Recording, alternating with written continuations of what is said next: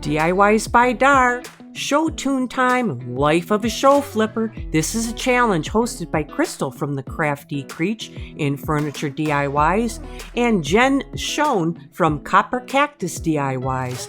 And this is all about the Swifty. So this was the piece that I purchased for $10 at Goodwill. I should have looked it over a little bit better. It had some problems.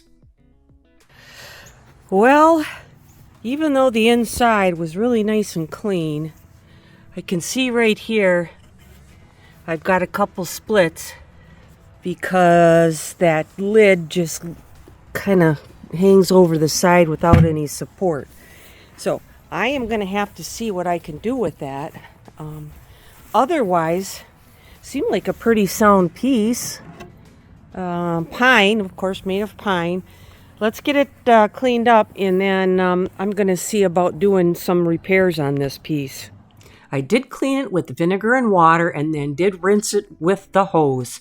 It was a nice hot sunny day here in Michigan. Now for this problem, this end just kind of snapped off, and then I had to pry a little bit on the other side, and it came off pretty easily. So wood glue and then some epoxy filler in all of those holes. I wanted a sturdy base to put the new hinges on.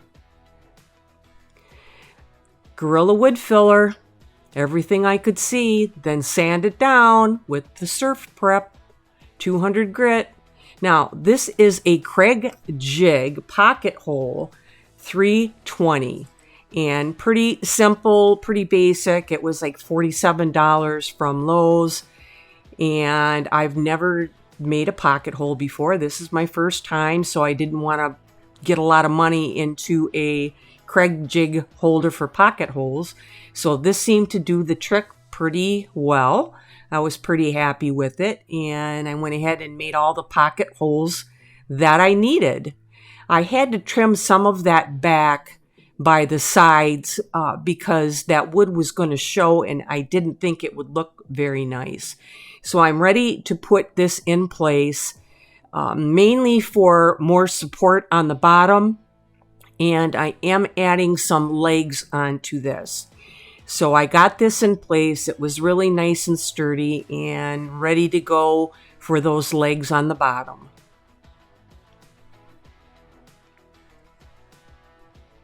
Now I have some bonding boss from Dixie Belle. This piece has all those pine knots, and I didn't want anything bleeding through anywhere.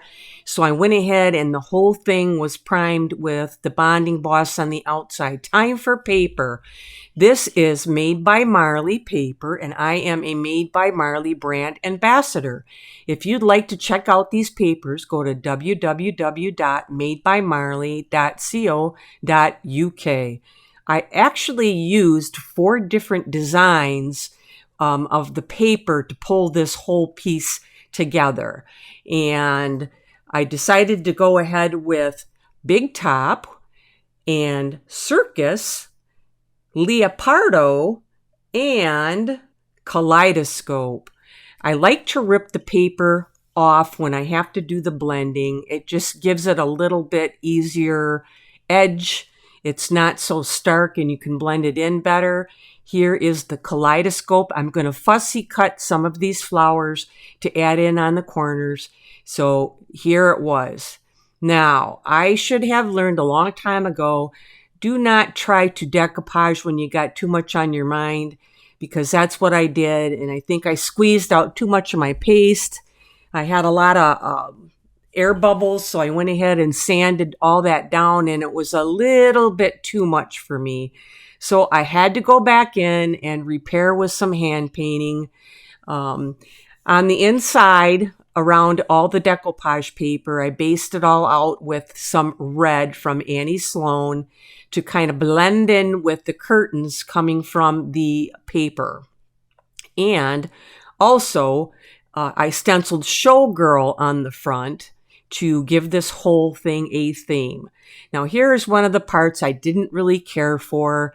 You can see how much air I just put too much pressure on my straight edge and got all my glue to go out. So it left me with air under there. So you have to sand it off, and you either leave it the way it is, or you have to go back in and do some hand painting over the top.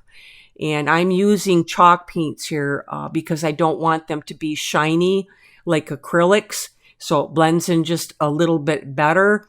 So I probably gave myself about 10 extra hours of hand painting on the surface of this one because I wasn't paying attention to what I was doing when I put the decoupage paper down.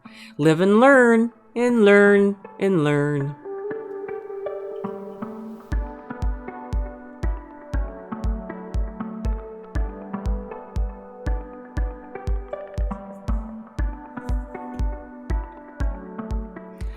Almost there. A few more things, and I think we're finally good 10 hours later. And I'm ready to go ahead and put a top coat on this. And I'm going to use Annie Sloan chalk paint lacquer. I do really like this. I use a sponge, and I wet that sponge first, and I just run that over the top with that sponge. It goes on really nice. And after 4 coats, it is pretty solid. My paper is all down. Nothing's lifting. It is solid. I want to protect this before I flip it over to do this side. Well, I'm going to decoupage this little circus girl on there, and hopefully I'll do a little bit better of a job. I'm definitely an overpaster, and I like to use a straight edge to push some of the excess paste out to the edge.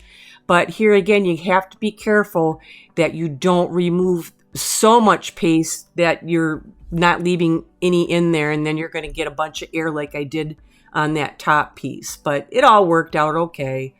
I'm happy with it.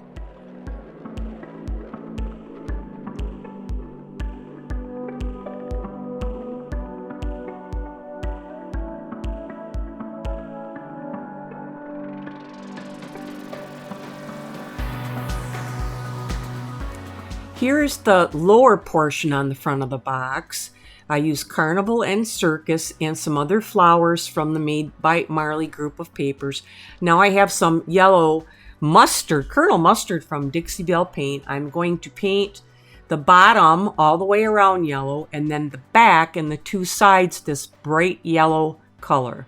I've got this painted in black, and I'm ready to go ahead and start the next process, which is adding these little red Harlequin marks from the stencil, and I used the same red paint that I used on the top.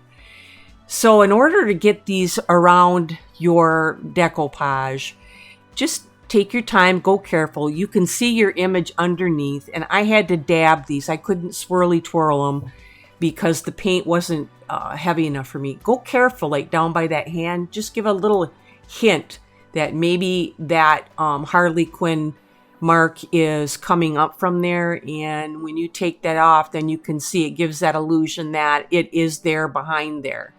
So this is completed. I need to let it dry, and it's going to get its 4 coats of lacquer as well. Now I'm back outside again, and I'm taking off the excess decoupage paper with a little 220 on a sandpaper block, and always go 45 degrees away from the paper, and then you could just get those to peel right off, and then one final little sand just to kind of get it to go down. Now I have some Annie Sloan Athena black, and the whole front of this is going to get that black, and it is also going to have the Harlequin stencil used for that pattern. So when you open up that door, that pattern is going to flow right from the front of that box to the inside of that inner door. So there we are with that. I'm liking that, and I'm ready to paint some lines in the red color again. I have my tape on there. It's going to need 2 coats, and it is the frog sensitive tape. And if everything went well, I'm not going to have too much cleanup with this. If I'm lucky, it came out pretty nice. I did not have any problem. Looks pretty good all the way around the bottom. Now I'm ready to start the back and the 2 sides with a little bit larger size red stripe. 2 coats, once again, all the way down both sides. And let's see how we do with the tape here. And it's coming off really nice. No cleanup. I'm so happy.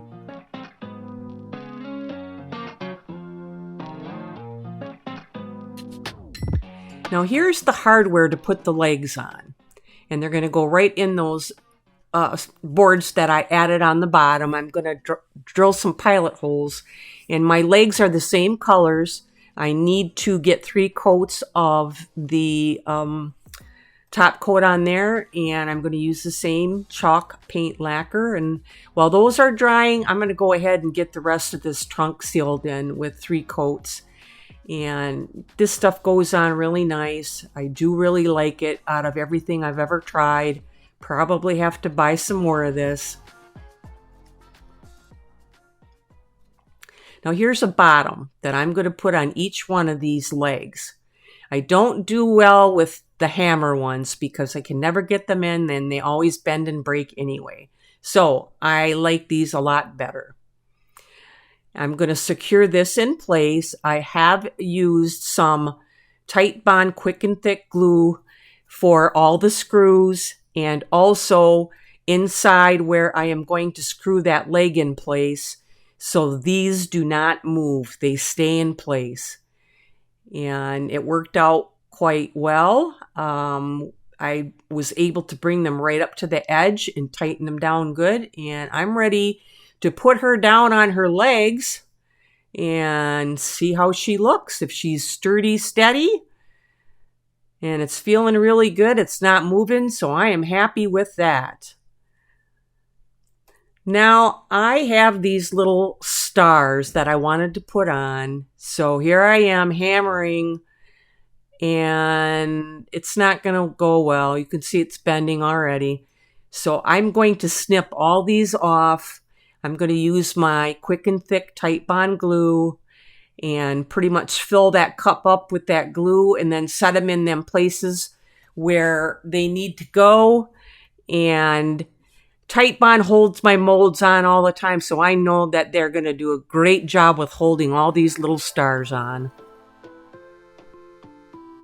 There it was when I started, that $10 trunk. And this is the Swifty Showgirl trunk I turned it into.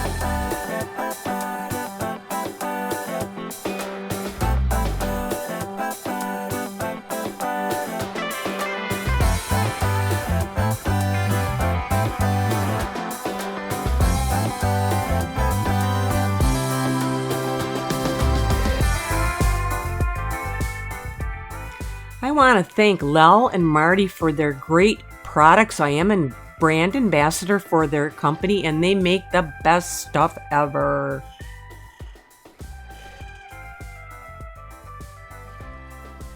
I want to thank Crystal from the Crafty Creech and Jen Schoen from Copper Cactus DIY for hosting this cool challenge. Now, the Flippin' Bunch has a thrift store painting Halloween flip coming up October 18th. And then we have the Eco Challenge hosted by Mara from Borderline Designs. That is due October 25th. Like and subscribe, and I'm going to see you on the next one.